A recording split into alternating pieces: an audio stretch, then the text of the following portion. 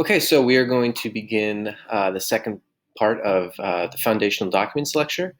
So I'm just going to go over real quickly what was kind of covered in the first lecture. So it covered the Articles of Confederation and the weaknesses of the Articles of Confederation. Remember, with the Articles, most power was given to state governments, and the central government was left very weak. The biggest issue was basically that the federal government did not have the authority to tax. And then what really exposed another weakness of the federal government was the uprising of Shays Rebellion, which the federal government lacked the funds to raise any type of army to combat the insurrection. So eventually it was put down by private business and the governor of Massachusetts. And basically, after Shays Rebellion, everyone really, or at least the political leaders really came to the conclusion that, okay, the articles need to be amended, or there needs to be some type of change, because the current structure of the government that we have is not strong enough to combat a lot of these political and economic problems that I had previously covered. And so in 1787, we get the Constitutional Convention. And instead of just simply tweaking the Articles of Confederation, the articles basically just get tossed out, and they come up, or what is devised is this completely brand new document. And so it begins, like I said, in 1787. It was still based off of some of the political philosophers that we covered before, specifically John Locke. Although it doesn't talk about life, liberty, and property, it does bring up individual rights in the Constitution that are still there. The writ of habeas corpus, for example, which is the right of the detained to no charges against them. So that is an individual right that is guaranteed. Something else that the federal government cannot do and citizens are protected from are bills of attainder, which is basically declaring someone guilty without a trial. So that is a protection of an individual right. And then the last one is the ex post facto laws, which is essentially laws punishing people for acts that, when they originally committed the act, was not a crime at the time. And so you can't pass a law to punish someone for a crime or for something that they did when they committed that act. It was not a crime. Another political philosopher that is strongly evident in the Constitution is a French political philosopher named Charles de Montesquieu. And so what he comes up with is the separation of, or checks and balances of, the federal government. And so instead of one strong entity, the federal government should be divided up into three entities, according to Montesquieu. And he believed that government would work best if it were divided into three parts. And the three parts, or the three branches of government that Montesquieu kind of proposed, were a legislative branch, an executive branch, and a judicial. And they kind of each have their own responsibility. The legislative branch is the branch of government that passes legislation. The executive branch is what enforces federal laws and conducts, for the most part, foreign affairs. The legislative branch is also involved relatively in foreign affairs by ratifying treaties, but, for example, negotiating treaties is completely left up to the executive branch. And then finally, the judicial branch is there to, originally it was there to settle disputes between states. So what's interesting is what it is known for today is ruling on whether a law or something is constitutional or unconstitutional.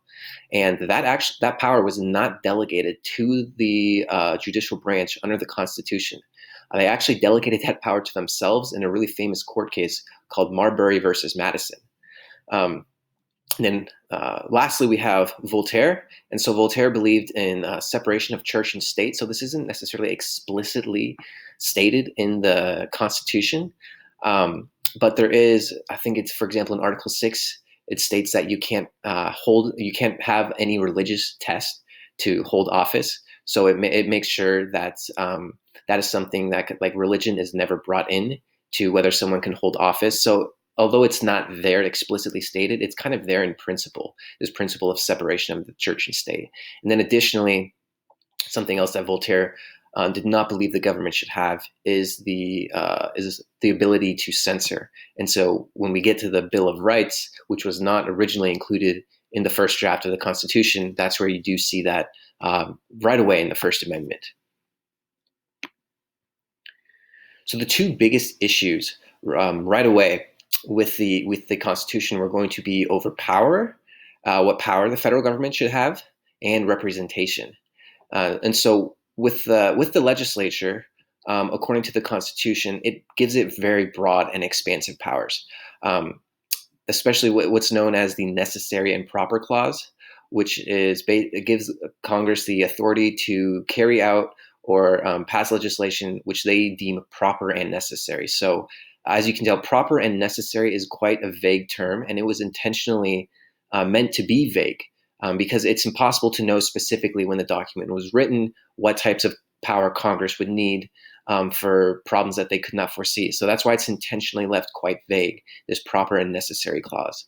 But right away, the biggest weakness is addressed. The power to levy taxes is given to the central government. With representation, there were kind of a couple different plans. As you guys will see, this document, the Constitution, is really moderate. Never has such a moderate document been so revolutionary. But for representation, you have the Virginia plan, which is a bicameral legislature, so two houses in the legislature, and representation would be based off of population. So the more populous your state was, the more power you would have, according to the Virginia plan. You also had the New Jersey plan, which had a unicameral chamber. So once again, very similar to the way it was under the Articles, there would be one chamber of Congress, and there would be equal representation, the same amount of power for every state, regardless of how big or how small that state is. And what we have is referred to as the Great Compromise. So once again, it's a moderate solution, and it incorporates elements of both plans, the Virginia and the New Jersey. And so what the Great Compromise is, the solution is a little bit of both. There's going to be a bicameral legislature, so there's going to be two houses. The House of Representatives will be based off of the population. So bigger states will have more power in the House of Representatives. And in the Senate, it is going to work with equal representation. So it doesn't matter if you're Rhode Island or if you're New York or California, you are going to have the same amount of power in the Senate. Each state is given two senators. So another question that came up, or that the Constitutional Convention dealt with, because remember, under the Articles of Confederation, there was no executive branch. There was no president. There was only a president of a Congress who, like I said, really couldn't do much. And so there were kind of different ideas thrown around. Should there be a council of presidents? You can almost think of it like the way big corporations are ran, where there's like a CEO, but you also have a board of directors. And so should the president work with this board of directors? Should there only be one president? And should there be no board, just one president? How should the president be elected? Should Congress elect the president? Should the people directly choose the president? And these were the questions that they were battling with. And the decision that eventually is made is that there is going to be one president, and the way that this president is going to be nominated is through the Electoral College. And so the idea of the Electoral College was basically that, look, if the regular population chooses an individual that the elite, I guess you can sort of say, of the country, think would be a terrible choice, what they would refer to as a demagogue. They feared that the people could be easily swindled and duped to voting in for a demagogue. And so the way that they wanted to avoid this was that the Electoral College, which is the states would choose their own Electoral College, or electors essentially. They could vote. They would be the ultimate ones who decided the presidential election. So typically what normally happens is that the electors of a state vote with the way that their state or the population goes. But the idea was that they could vote in a different way. And this has happened, that some electors from some states did not vote the way that most of the population did. And so this was kind of the safeguard that they implemented. So if the common folk chose someone who they thought could turn into a despot, then the Electoral College would be able to make the correct choice and choose somebody else. We'll skip the slavery representation. So the articles of the Constitution, there are only 7 articles, so not as many as in the Articles of Confederation, excuse me. Article 1, and some people think that this is the most important article because it is first listed in the Constitution, and that is actually, it's not the executive, it is the legislative branch. And so in Article 1, which deals with the Congress, you have the specific powers that are given to Congress, and anything concerning the legislature can be found in Article 1 of the Constitution. Article 2 is the new executive branch, which is led by a single president. The powers given to the executive branch are listed in Article 2. Article 3 is the judicial branch. That is, once again, that's another branch of government that was not there under the Articles of Confederation. So the Constitution right away, Articles 2 and 3 add two new branches of government. And so now you have the three branches of the federal government. You have the legislative, or the Congress, the executive branch, which is the presidency, and the judicial branch, which is the Supreme Court. Article 4 deals with responsibilities of the states. So powers that the states still retain. So not all power is completely stripped away from the states. Once again, quite moderate. You go from giving states pretty much all the power to, and you don't want to give the federal government all the power. So you have this kind of moderate solution where the states are going to retain some powers, but the federal government is also going to become more powerful. Article 5 deals with the process for amending the Constitution. Remember, that was one of the weaknesses of the Articles of Confederation, was how difficult it was to amend the Articles. So there is still a way to amend the Articles. It does become easier to amend the Articles, and so the way to do that is found in Article 5. Article 6 deals with debts, and then the supremacy of the Constitution. So this is where it states quite explicitly that the highest law of the land is the Constitution. So no state legislature can pass any law that usurps the power of the federal government. That would be unconstitutional. And then it also asserts no religious qualifications in order to hold office. And then Article 7 states that 9 states out of 13 have to ratify the Constitution in order for it to become law.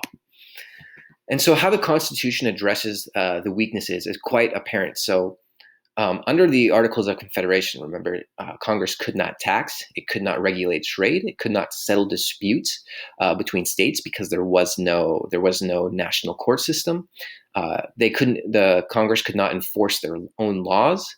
They could not create a national currency, raise an army, and the way that the changes could be made were too difficult to get to that threshold. It was like we've said before, 0 amendments were ever amended under the Articles. And so under the Constitution, you see essentially all of these weaknesses addressed. So Congress in Article 1, remember, which deals with the legislature, Congress can now levy taxes. Congress has the ability to regulate interstate trade. They can settle disputes under Article 3 with the judicial branch. Article 2, which creates the executive branch, which can enforce the laws. Article 1, Congress now is allowed to create one national currency. So remember, before, the states could create or come up with their own state currency. And so now that power was taken away and it was given to the federal government. The ability to raise an army, that authority, once again, is delegated to the federal government. So if you ever did have something like Shays' Rebellion again, the federal government would have the ability to raise an army to combat that type of insurrection. And then the process for amending the Constitution in a more easily is found in Article 5.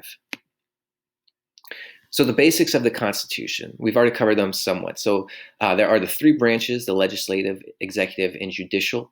There's this separation of powers and checks and balances. So not one branch is all too powerful. Remember, this is with Montesquieu. He wanted there to be 3 separate branches, and they each have their own unique authority. But in order for the federal government to work, the idea is that all 3 need to work together and in some way can check each other's power. So Congress has oversight of the executive. The executive oversees the federal bureaucracy. And then the judicial branch rules on constitutional issues of laws. Although, like I said, that is not in the Constitution. That is a Supreme Court case where they delegated the power to themselves, but it was basically accepted by the executive and the legislative branch. And so ever since that really early case of Marbury versus Madison, the judicial branch has had the ability or the constitutional authority to rule on what is and what is not constitutional. You have the bicameral legislature. So once again, that's that moderate solution where you incorporate plans, both parts of the New Jersey and the Virginia plan. You have where you have a House and a Senate, and once again, you have this moderate solution between who should have more power or how should power be delegated between the central or federal government and the states. And so there's this unitary system which emphasizes a central government is all powerful. You found a lot of those systems in Europe. You have a confederation, which is basically where state and government or local provinces govern almost everything. So when this Civil War broke out, that was essentially the side that seceded. The South was referred to as the Confederacy of the United States. That is how their government, for the short amount of time that they were a thing, that's how their government worked. It was state governments or local provinces governing almost everything. And so in the Constitution, what we have is the principle of federalism. And what federalism is shared powers between the national and the state governments. So the federal government is not all powerful. The states do retain some of their own power. And in some areas, there's actual kind of overlap. So the supremacy clause found in Article 9, like I said, that states that the Constitution is the highest law of the land. But you also have the 10th Amendment, which basically states that any powers that are not explicitly given to the Congress and the federal government are reserved for the people in the states. Like I've said, some powers are given to the federal government, some were given to the states. In some areas, there are shared powers. And so one prime example of that would be education. So the federal government has some authority or influence in education by funding of education. So giving funding to states to support their education. And so this comes from income taxes. So federal income taxes that are placed on people, much of that money or that revenue that the United States government raises is then given back to the states to implement into their education. State governments have control over education as well. They have property taxes, which are used to fund education. They can also come up with state requirements in order to graduate from high school in their respective state. And then you also have local school districts, which can actually implement levies and bonds to raise funds for education. If there's something like a murder, it kind of depends on where that happens. So once again, this is an example of where there's federal and state overlapping jurisdictions. So if it could happen on federal property, even if it happens in the state of Washington, if it happens on federal property, that case is now under the jurisdiction of the federal government. If it's like a convenience store, that would be a local or a state matter. And so these are just a couple examples of where there is, although there are delineated powers, the federal government has some authority that is clear and listed out. The states have some authority that is clear and listed out. And then with the principle of American federalism, we also have some areas where there is kind of overlapping and shared powers. So these were essentially the basics of the Constitution. But it was very divisive. There was a lot of disagreement between the states about whether or not this document should be passed. I know that the Constitution, especially today, not just in the United States, but really around the world, is highly regarded. But at the time of its inception, there was a lot of debate over the Constitution. You had these two groups that were basically, one was promoting and the other was working against the Constitution. And the two groups are known as the Federalists and the Anti-Federalists. The Federalists were the group that wanted to pass the Constitution and ratify the Constitution because they were in support of a more strong central government, whereas the Anti-Federalists were opposed to the Constitution specifically because it did give more power to the federal government. And so there was this debate and that was going on between these two groups. They wrote several papers. They're known as the Federalist Papers, where they wrote literature trying to persuade people to ratify the Constitution. And then you have the Anti-Federalists respond with their own writing, trying to persuade people to not ratify the Constitution. And so I'm going to play a short video that kind of covers the basics of the Federalists versus the Anti-Federalists.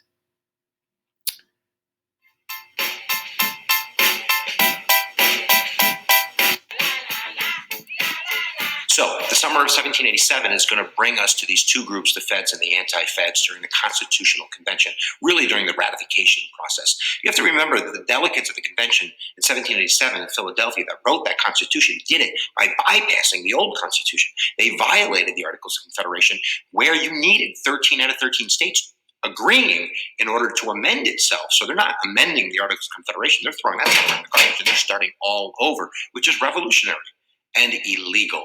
But either way you cut it, they write that Constitution, and certainly you can go watch other videos that talk about what they put in that Constitution. But the main concept is they're strengthening the role of the federal government. In a sense, they're really creating centralized authority with taxing power, and that's a pretty big deal.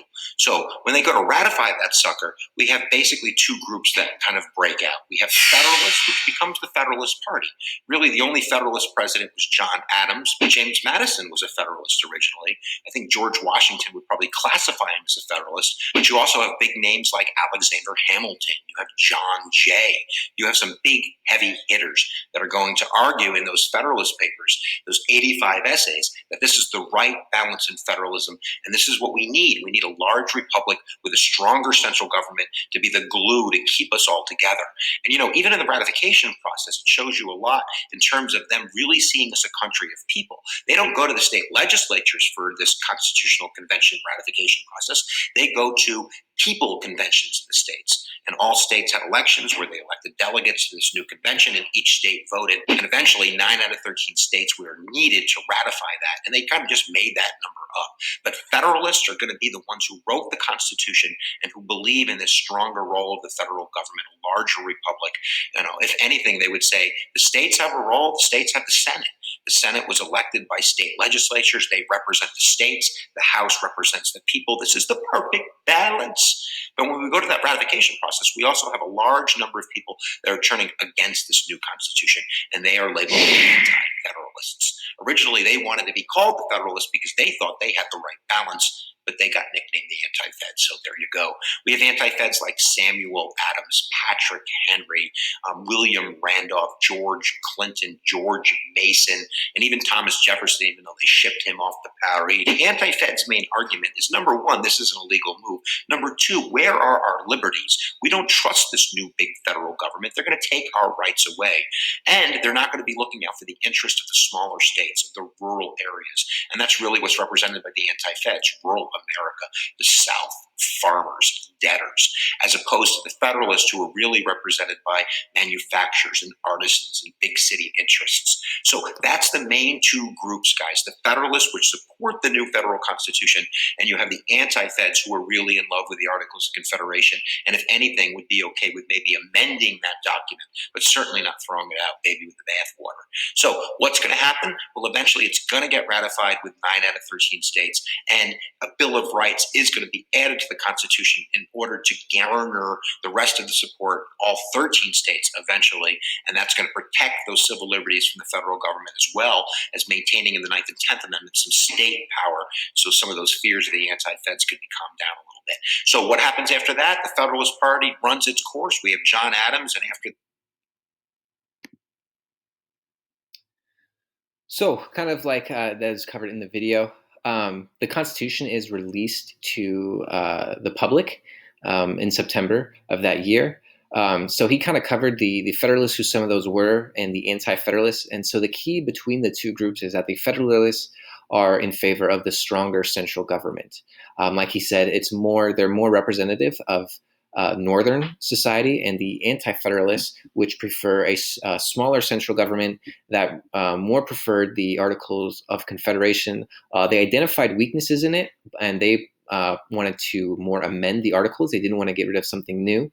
And so they were the ones who were not in support of the Constitution. And so one of the biggest reasons why they were so reluctant to pass the Constitution, which eventually it was ratified, as stated in the video, was because there was no Bill of Rights. And so this is what the Anti-Federalists were afraid of. They were fearful of a central government that could infringe upon their rights. Remember, this is why they broke away, was because of a federal government that was infringing upon their rights.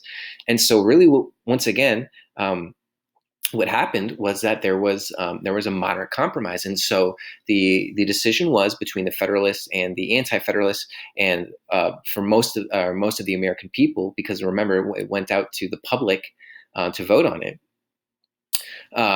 What ends up happening is that the Constitution is passed, but in order to appease the Anti-Federalists, the Bill of Rights is added.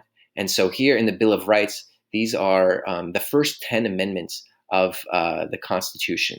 And as you can see, most of them, or half of them at least, are rights of the accused in a trial. So there's the freedoms, religion, speech, assembly, and press, the right to bear arms. This one seems kind of odd. The Third Amendment, protection from housing of soldiers, but this was something that occurred in the run-up to the Revolutionary War that the colonists found really egregious. So that's why that is there, because soldiers were housed in their own personal homes. That's not really an issue anymore. But here's where you have the rights of the accused. So the government really can't go after an individual. And so this is where you have protection from unreasonable search and seizure, protection from self-incrimination. This is where you hear people say, I have the right to remain silent. I have the right to not incriminate myself. 6 are more broadly the rights of the accused. The Seventh Amendment, rights in civil cases. The Eighth Amendment, excessive bail, fines, and punishments forbidden. And then finally, in the Ninth Amendment, other rights that are kept by the people. And then finally, the 10th Amendment, undelegated powers kept by the states and people. So that's once again the amendment that says anything that is not specifically given out to the central government is going to be reserved for the states and the people. So that is the end of this lecture, and I will see you guys back in class.